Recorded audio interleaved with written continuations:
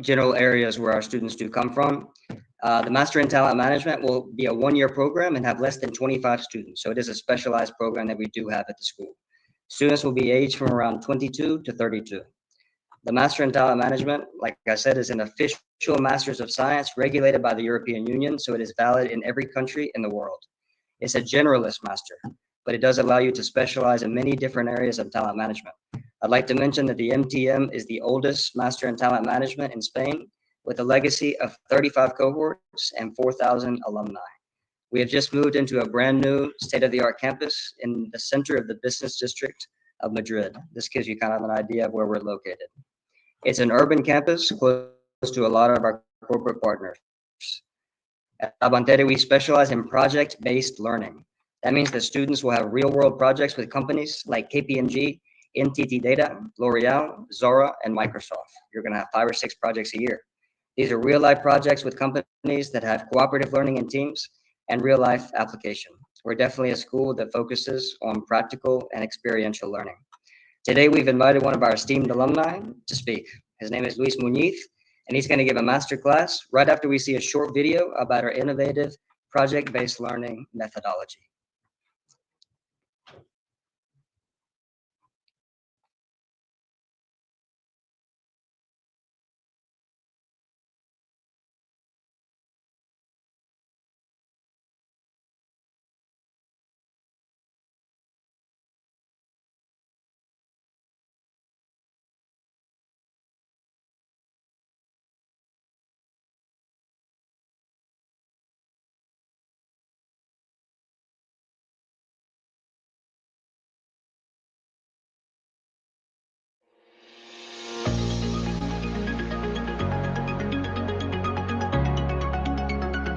Can you imagine doing a strategic project that focuses on what is probably most important to a company like Zara? Inditex work together with our students at Advantere School of Management to actually give them an open, challenging question. Working with project-based learning allows us to connect our subject with a real problem. It's about the reality of a problem of a company. This also allows us to engage the students, and also it prepares them to the professional world.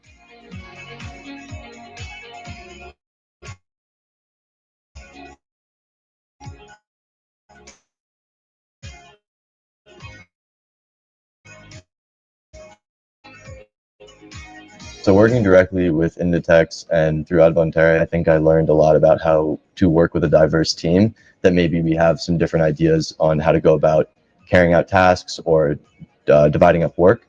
But I think we learned how to really manage that and blend together all of our strengths. And within Inditex itself, someone coming from the US, it's something I have some experience with, but I know here in Europe, the Zara is much bigger and multinational. Alumni named Luis Muñiz give us a fascinating masterclass. So go ahead, Luis. Well, thank you. Well, nice to meet you all. My name is Luis Muñiz. I'm Mexican. I have 8 years of experience focusing specifically on continuous improvement and technology and human resources. Until recently that I went for a different professional direction. Now I'm working as a change management and strategy consultant. And well, I worked in companies such as Steelcase, PwC, and now in USD. That is a consultancy firm that focuses in technology and digital transformation. I'm right now based in Madrid, as I came here to study the Master in Talent Management, and that gave me the chance to stay here as I was able to get a job after I finished my studies. I worked back in Mexico and with some projects in the US as well at that time, and I wanted to challenge myself into a different type of opportunity. And I thought that the best way to do it was coming to Spain to study, and we'll see if there was a chance for me to stay here and get a job. And I was fortunately enough to get that. So, well, now, as I already mentioned, I'm working as a change management consultant. And the thing is that working in such an area gives you the perspective on how people will adjust to new things, new technology, and the approach that you should have when trying to manage all the different expectations and the challenges that will come with these new changes. And that made me focus on what I think that matters the most. And this is why it's well, the topic is, well, as it's already I think that it's already known that we are experiencing a lot of changes recently regarding technology. And it's funny because it actually seems that we are having a major breakthrough that will change the course of our lives like every 5 minutes. And this might actually be true, but the thing is that it could actually be overwhelming for a lot of people, and that could create some resistance to use the technology. Because at the end, when everything just comes in a very fast way, and you are trying to approach to a new thing when another new thing comes in, while you're still experiencing all the changes that are happening, well, it could be, as I mentioned, overwhelming. And but the thing is that even if you want to, you cannot stay behind. As for example, according to the National Skills Coalition, 92% of jobs in the US, for example, are required for you to have digital skills. And the thing is that this study was made back in 2023, and it was published before, actually some weeks before the explosion that Gen AI was. So you can imagine that this number may already changed, and it would probably evolve into another thing. So, well, this is why the organizations are constantly looking for this type of skills in the people they are hiring, and most importantly, they are trying to upskill their current workforce into a more resilient and adaptable one so that they can be able to obtain and retain these new knowledge and technologies, and that they could be able to adapt as well to the new changes that they are well experiencing. This is why the organizations are, well, trying to find new ways to have this in the new way of working. Uh, and for example, even though if they are not successful in doing it, at least they are trying for the people that they have in their workforce and the people that they are trying to hire, for them to be open for such a big change. And well, so how does technology navigate through the society? Well, the technology adoption curve that is here on the slide shows how we take technology and puts us, all of us, into a very, let's say, specific groups. For example, as it's already mentioned, they are innovators, early adopters, early majority, late majority, and laggards. But what does all of this mean? Well, for example, who think outside the box and create the technologies that we end up using. A really good example of this is people such as Sam Altman from OpenAI, or Bill Gates for Microsoft, or Steve Jobs in Apple. Then once this part of the innovation already comes up into the market, the early adopters are the ones who are the first ones to, well, that are willing to use this technology without the fear or, let's say, this constraint of the risk that probably some other people could have. And this is mainly because they are excited for this new thing that it's already coming up. And for example, some people that enter into this group are young people.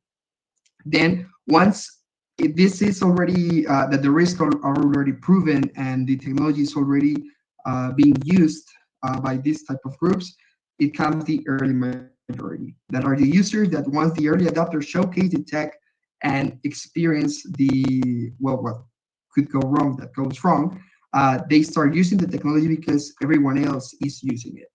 And then we have the laggards, that are the people that are actually refusing to use the technology as a whole, and they probably will use it, but just for the specific things that they are required for. They are not willing to adapt to having them. And well, this is why organizations are constantly looking for people around the early area and the upscaling late majority one. And they are, let's say, groups that they know that they will be able to adapt to the constant market changes that we are currently living. But for example, don't get confused. All of them need time to adjust to these new technologies. But the thing to take into consideration is how long it will take them to adjust. This is a very important thing for companies and organizations, as even though you could have a lot of people that could be able to adapt, what actually gives you the advantage into the market is the time in which people will adapt and will change and will focus into a new thing that could be able to work in the company environment. And well, what's the issue with this? That the technology should also not be just new or innovative. The thing is that it should be easy for it to be explained and thought at the same time. And this is because, as Clayton Christensen, a former Harvard Business School teacher and consultant, mentioned that 95% of new products fail when they are introduced into the market. And practically, this is one of the main reasons, because the technology, even though it could be breakthrough or that would be useful for a lot of people, if it's not easy for people to use it, it will be very difficult for them to adapt, and they will probably leave it behind. And this actually happened, for example, with the iPhones, and technology came earlier than the iPhones with the touch screen in the phone, because this was first introduced into other type of phones and technologies, but people were not that into them because it was kind of difficult for them to use. So this is why technology is important for it to be easy, that understand how it works. So, well, as you already saw, and what I already mentioned, is that is central point that should be focused when you're trying to introduce new technologies. It's not just about creating something different, but to be able to communicate to people through them. People should speak the technology language and understand it. But first, you need to identify those talents, bring them to the organization, and try to keep them. And this is through many different strategies. But the thing is that the people that are in charge of this talent should be willing to understand this and to talk in a way and create these strategies that will make people interested into coming into the organization and stay, because of these innovative breakthroughs that are coming and that they are willing to use. So first, you need to identify these talents, as I mentioned, and the way to bring them to organization is through the strategy that where talent management comes in. That is the discipline that is able to focus on points that they should have. Is the driver that supports the teams through the employee life cycle. And for example, areas such as learning and development, talent acquisition, training, employee experience are the ones in charge of the success of using these new tools, as they are the ones that develop the employees into these type of roles. And the thing is that all of this falls in the lap of HR and talent management. So as you can see, that an organization is successful in this transition when you talk to its people, that they get excited about it, they want to follow through these type of changes, and they want to experience the new technologies. But the thing about this is that, well, what is business and technology without the people? So, well, thank you. I'm not sure if you have questions.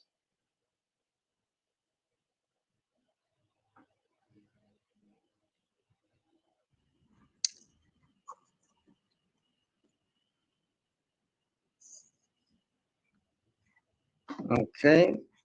All right. Thank you, Luis, for that fascinating discussion. I know what all of you are thinking. How do I apply? I'd like to show you a slide first here. So let me show you kind of a bit about our admissions process. So I'd like to kind of lay out what you have to do in the admissions process. We are an innovative school, constantly looking for ways to transform. So we have just implemented a new admission process last week To apply for the Master in Talent Management, students will take our new admissions test that focuses on decision-making, HR skills, business intelligence, and soft skills. I'm happy to say, and this is the best part, that all students that participate in our pilot program for admissions will receive an automatic 25% off of the tuition price. So you get a 25% reduction, which obviously I think is a great incentive for everyone to do their application now. The next, so first you have your CV, your grades transcript, as well as an English certification from the past 2 years. If you do not have a test, don't worry, we can provide one for you. The last part of the process will be a final interview. And of course, we can discuss all of this more in a private session with me. So I think right now we're going to open up the mic to questions. Isn't that right, Luke?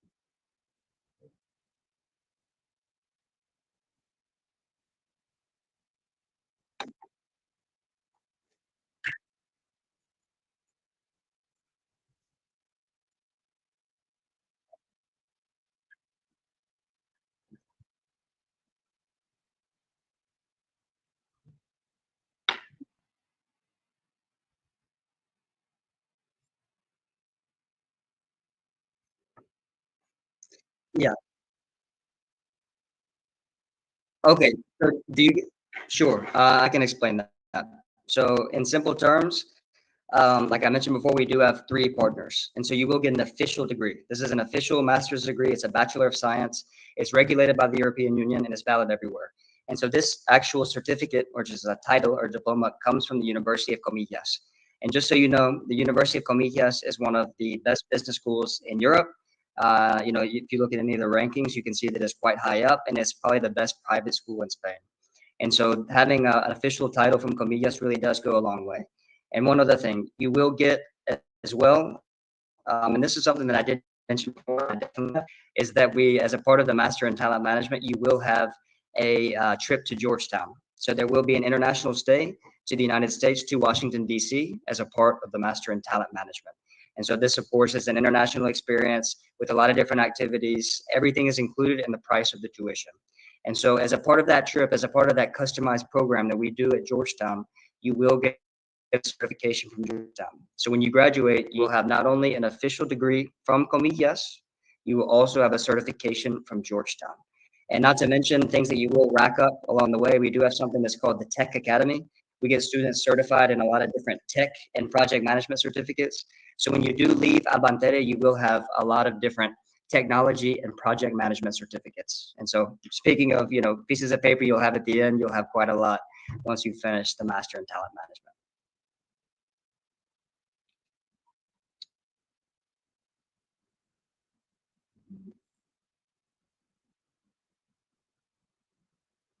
Management. And I see one other question about Georgetown, and this is something else. So will housing be included in the fee in Georgetown? Yes.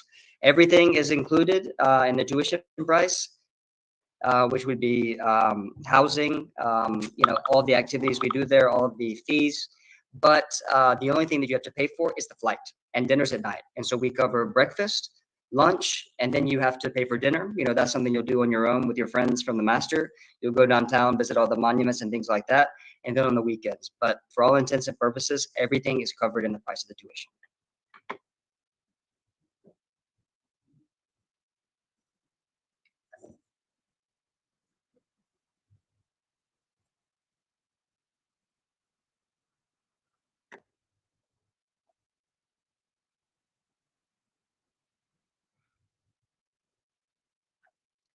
That's a great question. That is a great question. So housing in the area. We are in the business district. It's a really great part of town. We're next to a lot of our corporate partners, a lot of the partners that you will have projects with. And so it is in an expensive area of town, I will give you that. But the best part of being at our campus is we're right next to the main rail hub in Madrid. It's called Chamartín. It's, one of the biggest rail hubs in Spain. And the great thing about being close to a big rail hub like that is that all of the metros, short-term trains, and buses go there. And so you can live anywhere you want to in Madrid. And so you, of course, don't have to live in the nice area that is Advantere. I don't, most students don't. And so it's very easy to get there in all forms of public transportation in a short amount of time. So you can live pretty much everywhere.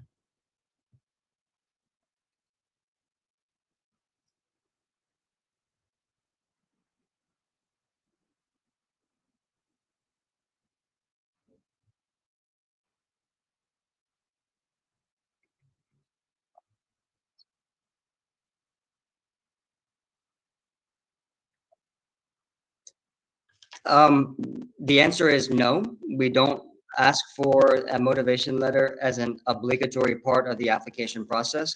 We think that we do cover a lot of the basis in our application process. However, we certainly, if students feel like that they would like to write a motivation letter, they are welcome to do so. And if your question is, will it help my application? The answer is yes. And so it's not something that we force or require our students or our candidates to do, but it is something that, of course, could improve your chances of being admitted.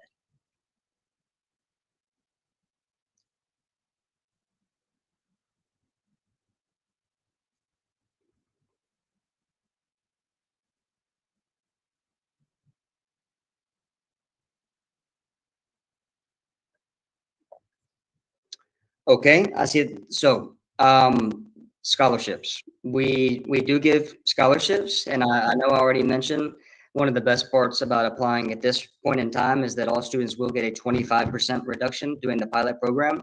We do give some additional scholarships to qualified candidates. We give scholarships to students based on financial need, academic results, international diversity, students that have really great multivariate profiles. However, full scholarships, I would say that's something that we really is something we don't really give to any students. I mean, there may be, there's a range of scholarships, I would say. However, we do ask that pretty much all of our students do, give at least something towards the tuition. That's a way that we do ensure that our student is also getting something, because it is a really complete program. It is quite expensive to put on. But for some students, yes, they will certainly be eligible for scholarships. But if the question is about full scholarships, I would have to say that that's not something that we really contemplate.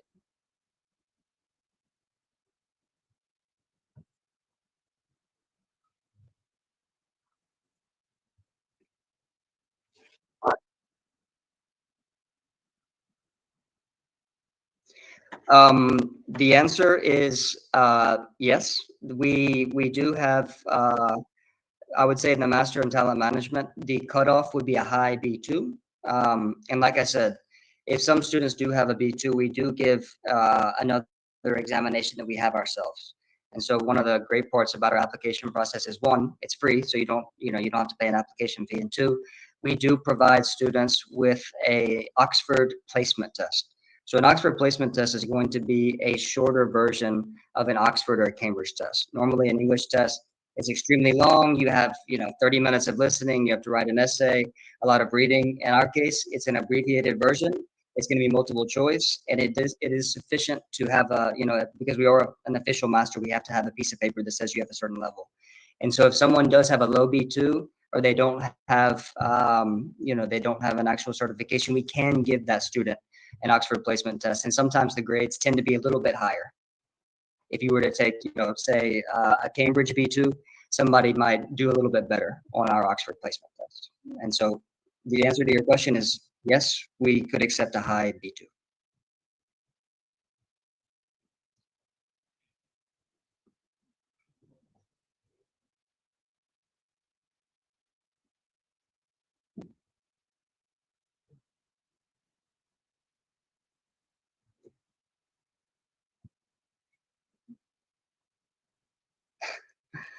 Well, I'm not sure that we don't have a quota on how many people that could come from Chile. We of course, do welcome people from Chile. I think we have had a Chilean student or two. But and we have had quite a bit of students from a lot of South American countries. And so, we do have quite a lot of students who are from, the southern part of South America. We've had plenty of students from Argentina, from Uruguay, and we have, I believe, from Chile as well. But do we have, a maximum number? No, but we welcome anyone who's from Chile to do the application.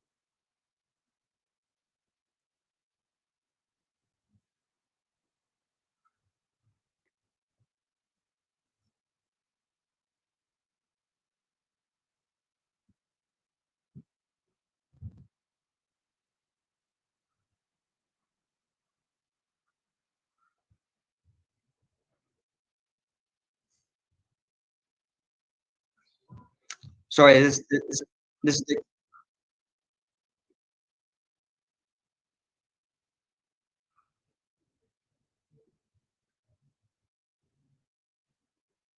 sorry, I didn't hear that first part, Luke. Could you say that one more time?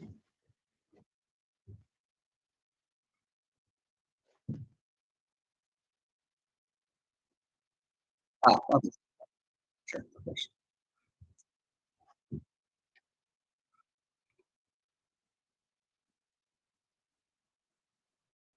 All right, I'm going to answer a little bit, but I want Luis also to give his 2 cents. But first, in terms of opportunities after graduation, we do have a really big focus on employability. And in the Master in Talent Management, we do encourage all of our students to do an internship. We have, like I mentioned in the presentation, we have one of the oldest talent management masters in Europe. And so we have a really large number of alumni who are in top levels of a lot of top companies. And so we do have a lot of people who did study in our master that really want to hire people from their alma mater. And so all of our students now who would like to do an internship, our current Master in Talent Management students, they are working. These are paid internships that we do encourage a lot of talent management students to do. We do have a condensed schedule in the afternoon. And so classes is going to be from 4 o'clock until 8 o'clock. And it's designed that way so that students can have an internship in the morning and then they can have class in the afternoon. And so we do have a lot of internship opportunities while you're in the master, and our employability department does help facilitate that. One other thing I'd like to mention is that we do have a mentoring program as a part of the employability program, which is really great. And I'm sure Luis could maybe share one of his experiences, but we basically match up all of our students with someone from the business community. These are top talent and HR executives. Usually the profile is, someone who's probably a C-suite, 25 plus years work experience. And this is going to be a person who's going to be assigned to you based on your profile, based on what sector you want to go into. And they're going to accompany you throughout your employability journey. So you have periodic meetings with them. You can bounce ideas off of them, of course. They can potentially open doors, give you advice, and it's a really cool part of the master.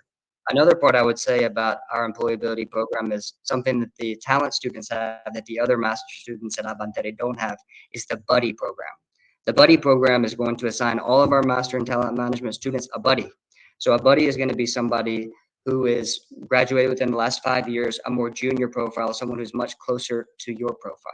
And this person is going to have the same kind of function as the mentor. They'll guide you throughout your employability journey, and they'll have periodic meetings with you to kind of help you out. So on the one hand, you'll have a senior person, and on the other hand, you'll have a junior profile helping you throughout the year. And going back to employability, we really have a huge emphasis on that, and we help all of our students as much as possible with our vast network, because we do have, at the end of the day, Advantere, Comillas, Deusto, and Georgetown at our backs. And so we have a really big network to help our students get jobs. And so, Luis, I don't know if you wanted to add anything to that, someone as being someone who's come out of Advantere and experienced our employability options. Sure. Well, I first, when I started studying the master's here in Advantere, my goal was to stay here in Spain and continue working.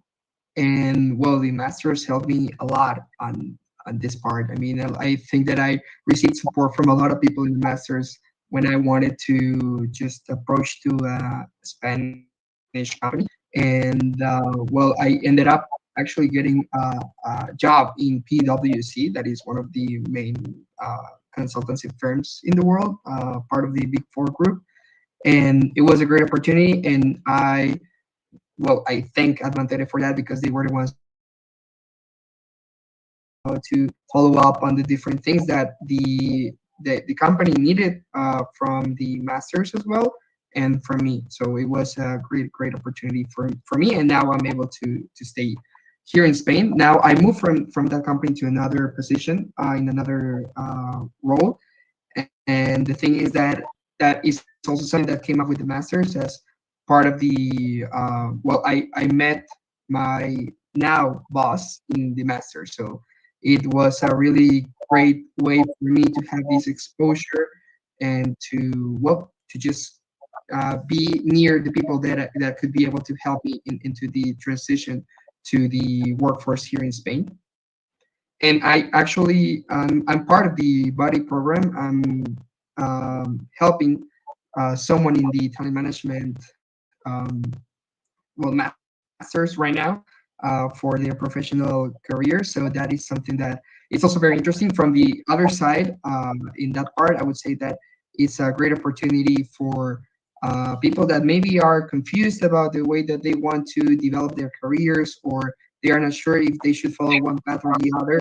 That it is a really good program for you to just ask questions and without hesitation on if I should or if I should not ask this type of question or not, because at the end, we kind of understand each other as we are more close in this type of and the hierarchy that it could have.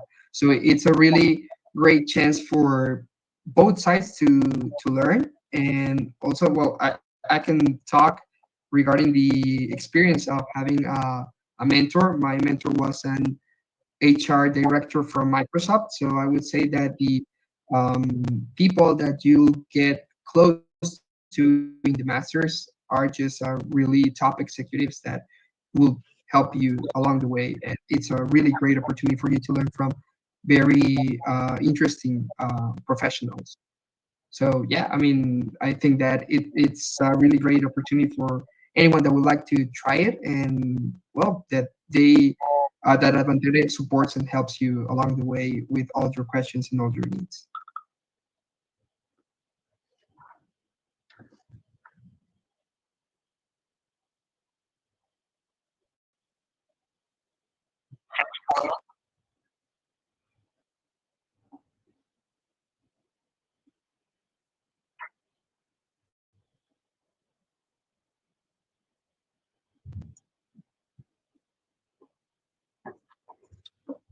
Okay, sure, I'll answer that. So the price of the master is 24,000 euros.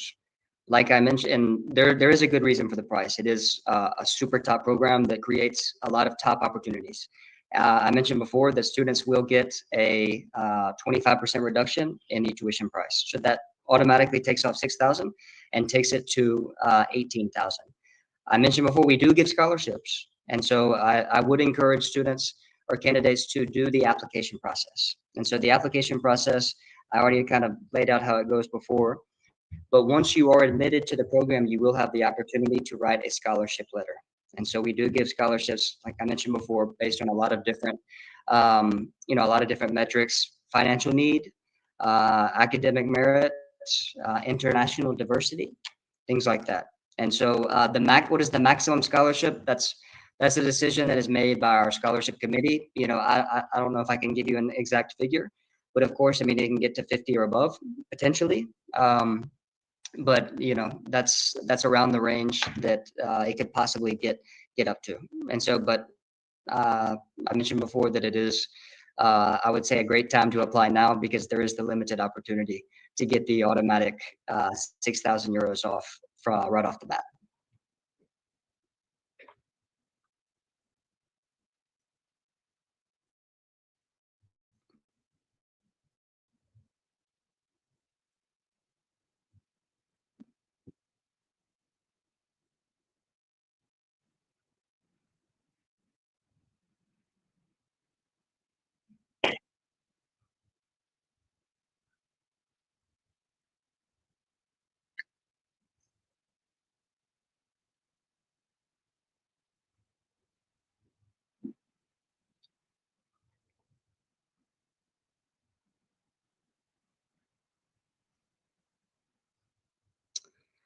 Mm, I'm not positive exactly what the situation would be with getting visas, and not, of course, that's something that we would be open to. Of course, we would welcome students from all countries, but in terms of getting a Russian visa right now, that's something we would have to check with our attorneys. But that's something we'd have to get back to you on. I'm not sure exactly. We haven't, in the past few years, we haven't had a Russian student from Russia. We have had students who are Russian who are maybe had citizenship in another country. But that's we would have to get back to you on that. But we can have a follow-up session and discuss that further.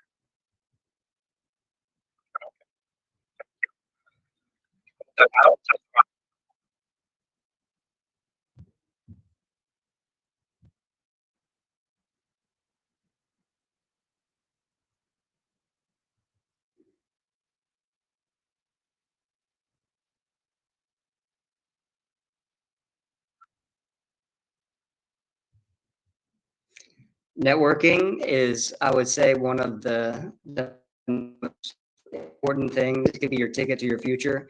Networking, we put a really big emphasis on that in the master. We actually have a lot of workshops where we bring in headhunters who really teach students how to network well. Networking is a skill. Some people can do it very naturally. Most people cannot. And so there are a lot of effective tools that you can implement to increase your network and increase your opportunities. And so that is something that a skill that we put a lot of emphasis on. And what are going to be your networking opportunities? We have a lot of events with companies. We bring in, other schools, but mainly representatives from other companies to talk about employability opportunities in terms of networking. And one thing, I'm not sure if I mentioned it before, when you do graduate from Advantere, you will be also considered an alumni after you graduate from not only Advantere, but also Comillas, Deusto, and Georgetown. And so you will have access to all of the alumni events and alumni opportunities that come with all four of our schools. And so networking is something that is super important, especially in Southern European countries who can be extremely important, especially if you want to work in Spain. And so we do put a lot of emphasis on teaching students how to network and then presenting them with a lot of networking opportunities.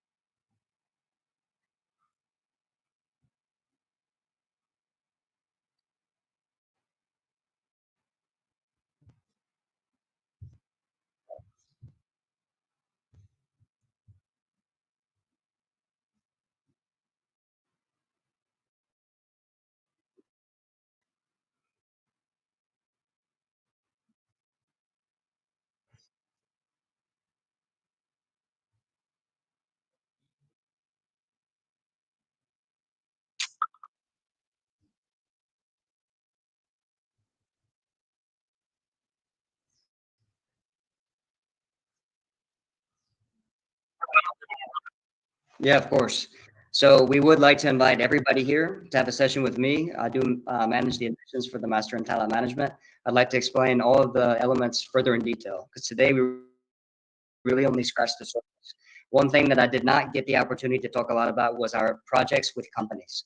We will be working hand in hand with companies on real world projects with top executives. And this is a type of learning module methodology that you really won't see in any other European business school. And so that's something I would love to go over with you. The program structures, our employability program, the trip to Georgetown and Washington, D.C. And so we will be sending out a follow-up email with all the details on how to contact me. So you can schedule an appointment with me there. Of course, I'd like to thank Luke and Luis for the fabulous session once again today. So please, everyone, have a great afternoon or morning. Thank you. Thank you. Bye.